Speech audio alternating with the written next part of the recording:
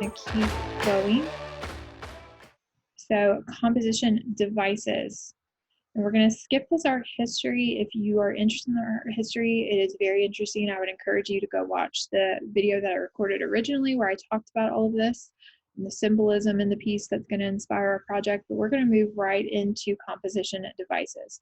So if you're still with me, what I want you to do is either print that page or do something like this where you have 16 squares, and I just folded my paper, like folded it down and folded it like half, half, half, half. And then I went ahead and wrote all of these ahead of time. This is something that is really going to become important in Art 2, not in Art 2, sorry, you're in Art 2, in AP Art. And I'm going to fold that down so that you can see, hopefully, everything, kind of.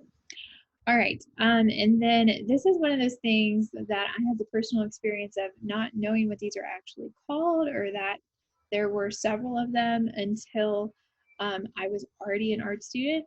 I remembered hearing my art history professor mention some of these here and there, but no one ever went through and explained to me all the different composition devices. Maybe if I had been a graphic design major, someone would have explained that to me. But my experience was that I would make a piece and sometimes it was successful and then other times it was not successful. And sometimes my professor would be like, wow, that's a really great composition. I'd be like, great. But I wouldn't know how to duplicate that or replicate that. So if you know these devices, you can just use them and it will help you so much. In AP Art, you're having to do 15 pieces in the same theme. And so what I see a lot of students do is they do the same composition over and over. And because their subject's similar, it looks like they're making the same piece of art over and over. And that's very boring. It's not going to get you a good score. So being able to use these different devices and to vary your composition is really going to go a long way to help you in AP Art. So that's 2 reasons why this is such an important thing to learn. Okay, so let's get into the actual composition devices. Hopefully you've had enough time from me talking to write all of these down. I'm going to read them off very quickly and then we're just going to go straight into drawing them. So diagonal line, tunnel, silhouette, pattern, still yard, balance, scales, circle, compound curve, pyramid, cross, radiating lines, rectangle, suspended still yard, 3 spot, 3 leading lines, and group maps. Now, there are 16 that we're going over. There are a few more out there. These 4 at the bottom aren't exactly my favorite, but start with these, and then if you feel like you need more, you can go and do some research on your own. There are plenty more compositional devices out there. Then what I want you to do on your paper before we go any further is I want you to go ahead and draw a couple lines to kind of help you. So on this one, go ahead and draw a diagonal line. That's going to start off our composition there. Then on the circle, give yourself a circle kind of in the middle of that box. On the compound curve, write very lightly because we're probably going to erase it, a letter S. Then in the pyramid, if you just do an upside down V, cross, look at that, it's named after me. You're going to put a lowercase t.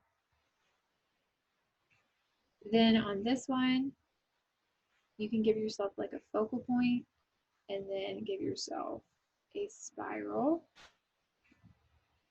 Then on the rectangle, you're actually just going to put an uppercase L.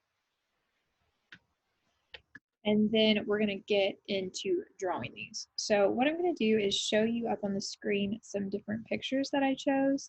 And I think this is where I confused a few people. So these pictures are really just to serve as inspiration. You can copy these pictures, you can look up your own online, or you can make up your own designs. So I'm going to do the best I can to make up designs as we go, kind of using the pictures that I chose for this presentation. But there are so many different resources online. If you Google like diagonal line composition, you could probably find a ton of different drawings if you needed some help coming up with some different ideas. But hopefully me talking through and drawing these with you will help help you be able to employ these for yourself in the future. All right, so this diagonal line is just when you want to have more than one object, it's nice to arrange them on a line.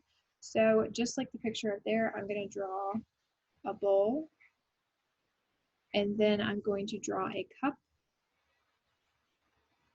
Now because the cup is farther away, I want it to appear smaller. And then what I want to do is put my horizon, quote unquote, but it's just a table behind my cup. Then I could do whatever shading. It's really hard to shade with mechanical pencil, so I'm not going to do much.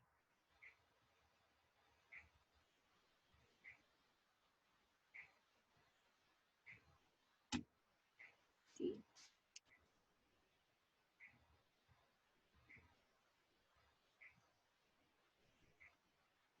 Okay, and something like that is your diagonal line composition. Okay, then the next one is tunnel. So anytime that you want the focus to be in the center, you can draw your area where you want your focal point to be. And this is the same thing that we do when we draw a room in one point perspective. You'll have things radiate out.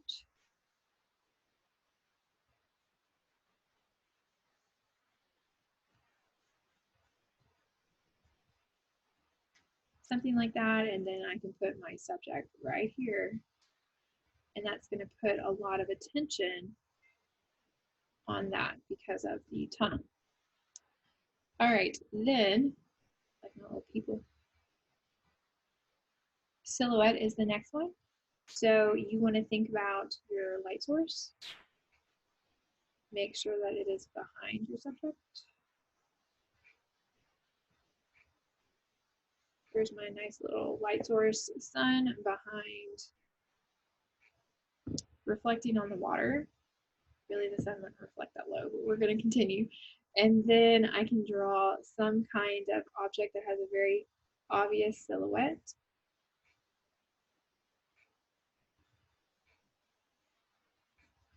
And we will talk more about this concept in AP art, but you just want things to have a very clear silhouette.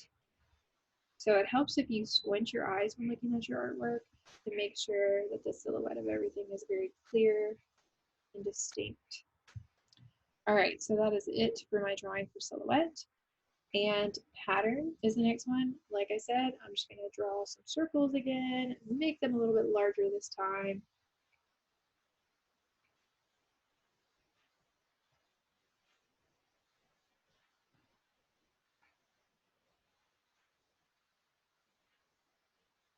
And that's going to be it for pattern. Okay, for still yard, this one is a little bit, oh, I forgot to show y'all. Okay, silhouette and pattern. All right, so for still yard, this one is a little bit tricky to me. But basically, if you think about scales and how they balance each other, that's basically what you're going for here. So if I draw myself some kind of like horizon, and make sure your horizon for still yard is towards the bottom, because for this one, it's going to be towards the top. So right here, I've got my horizon line, a little bit more down there. Okay, then I'm going to put a tree over here on the left, just like the picture. We're going to cover that. And then put my tree here.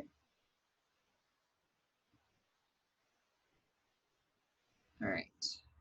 And I'm going to, over here on the other side, put some smaller trees, but put more of them to balance the tree over there. All right, so that's my still yard. So I think the little scale. Then over here, balance scales, very similar concept. But basically, if you do something large on one part of your drawing, you want to balance it on the other part of your drawing by doing several more. So like right here, okay, so I've got like a cluster of big hearts. So then everywhere else on the page, I want to do small random hearts to kind of balance out that large cluster. I could also do something with color to make these a little bit have a little bit more visual weight by making them a darker or brighter color. Okay, then the next one is circle. So for this one, just think about putting the interest kind of around the circle. So I'm not going to do anything outside the circle really. I'm just going to put different things on the circle so that my subject is that circle.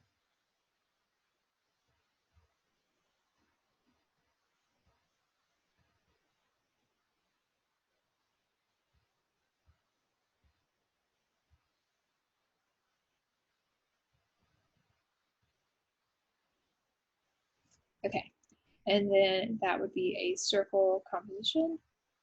Then the next one is a compound curve. All right, so there's a really cool circle composition. It's got the waves and then it's got like a surfer kind of on the waves. This compound curve, you're going to see that in a lot of really pretty landscapes, but then if you also think about like mermaids swimming or the way like women usually stand with a hand on their hip, all those are compound curves, and that's just like a really pleasing shape to us. In college, you will eventually hear the term contrapposto. It's an Italian words. I don't even know if I'm saying it correctly, but that will become an important concept. But that's basically just this compound curve. All right, so I've got basically a little road, and I'm still following perspective where it gets smaller as it goes back in space, and then I can put my kind of hills and stuff behind it. It's really messy grass, and they're really fast. And that would be my compound curve composition. Okay, so we've got some general compositions. Hopefully that's giving you a little bit more confidence. So if you feel good about this, go ahead and skip forward to the part where I just start talking about the project. But if you want to follow the rest of these with me so that you can just do the worksheet as you go, that's fine. Just keep in mind that I would like you to do slightly different drawings than I do. So like instead of circles, draw squares, or instead of hearts, do flowers, whatever. Make it your own, please. All right, so this next one is pyramid, and I do want to show y'all the pictures that I chose for pyramid. So I really like that it has these slightly skewed pyramids here. So pyramid composition basically means a triangle, and you're going to put the most important thing at the top of the triangle usually, but you can turn the triangle different directions if you wish. In a lot of religious art, you're going to see Jesus at the top of a triangle or pyramid composition, where he is at the top and then equally spaced at the bottom are two others. A lot of times when you see royalty being portrayed in ancient art, it's going to be the same way. So this is really just like a time old, whatever, a very old composition technique that's been used for a long time. There we go. So I'm just going to put 3 shapes on this. So I'm going to put a cube.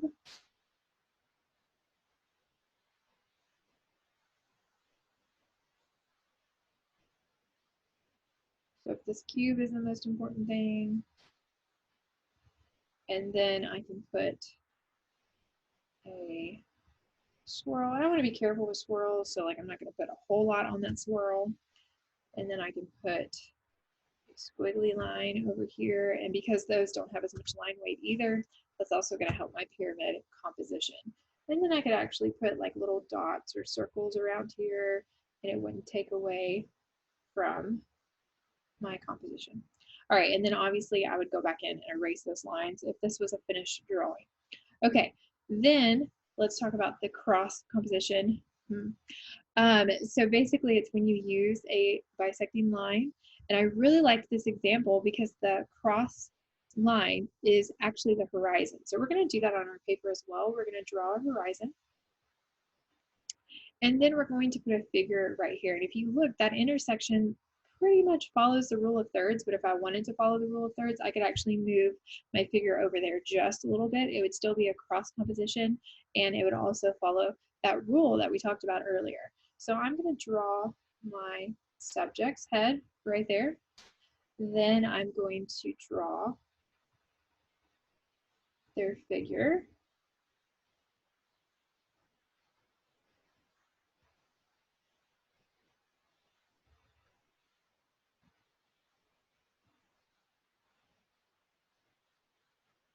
All right, then here, this one's a woman. Okay, and then that is my cross composition right there. All right, radiating lines. And I'm actually going to steal something from one of y'all for this. So what I can do for this composition is a couple different things. I can do something like this sunset piece where the way the sun is shining through the branches, it kind of creates lines going all the way out. That's fine. And then also the spiral would work as well. So for the spiral composition, if I put my focal point right here in the middle,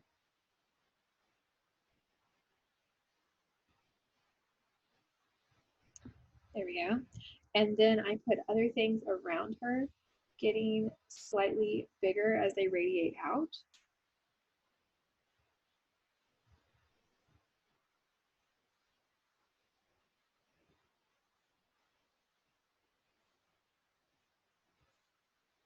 Then that's going to be a radiating composition as well. All right, then this next one is rectangle. And so I really love how this example shows a figure in that rectangle shape because so many times we get stuck with, oh, I should put like a curtain there, or oh, I should put like this tree and like its roots there. But you can really do so much more with that by using the human figure. So if I put the head there, then her body here, then like the example, I could actually have her legs coming back.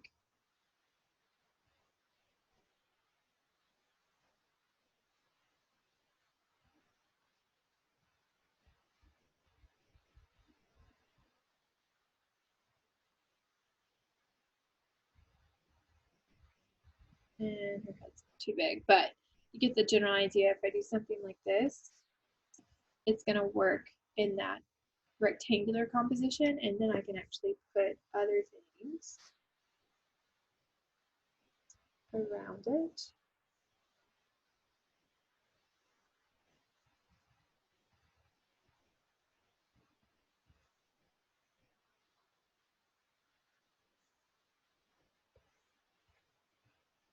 I'll have it be a tree, so put it, well, not in it, so you can see it's a tree kind of.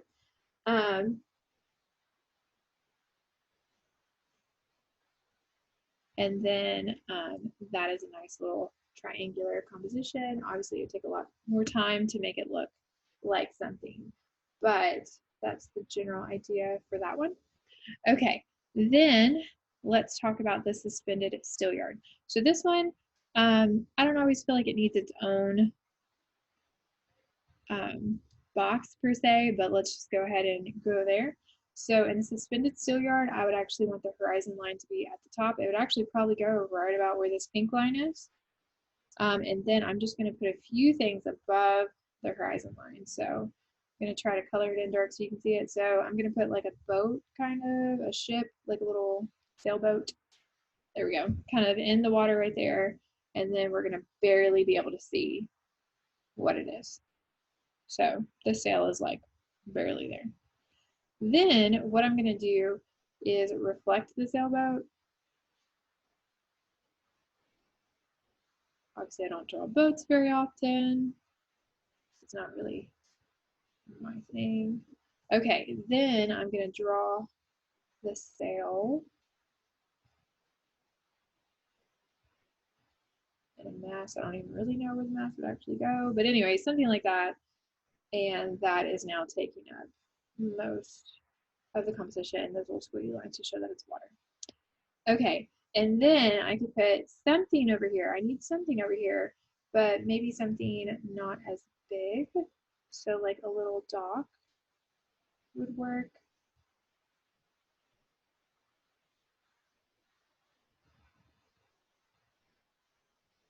And then have that reflected in the water. And show that it's water. Okay, so something like that would work for suspended still yard. All right, then for 3 spot, that person has like 3 horses. I'm not going to take the time to draw 3 horses. So anytime you have a subject, it's nice to repeat it in that odd number once again and kind of space it out. So something where I do 3 of something kind of equally spaced out would work. Or if I do like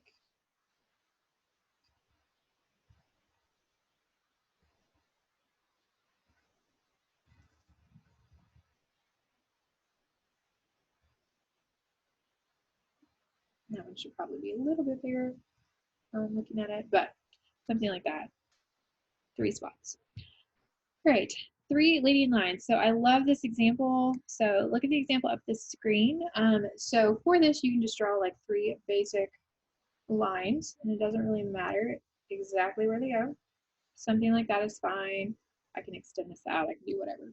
But then what I want to think about is I can place things anywhere on this using the grounds, like foreground, middle ground, and background, and make an interesting composition. So we're going to put some clouds up here. Then I'm actually going to put like a little animal here.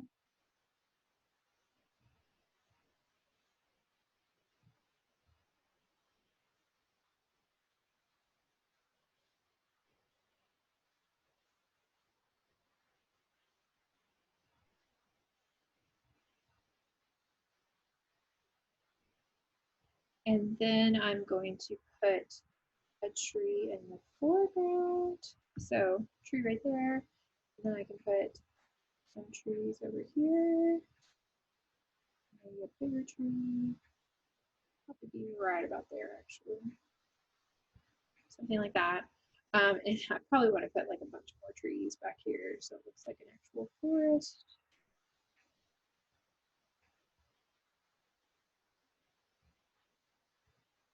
All right, so you get the general idea for that one. All right, then group mass is one that you really only use for still lifes. So put your table or horizon in there and then draw a group of objects kind of en masse. So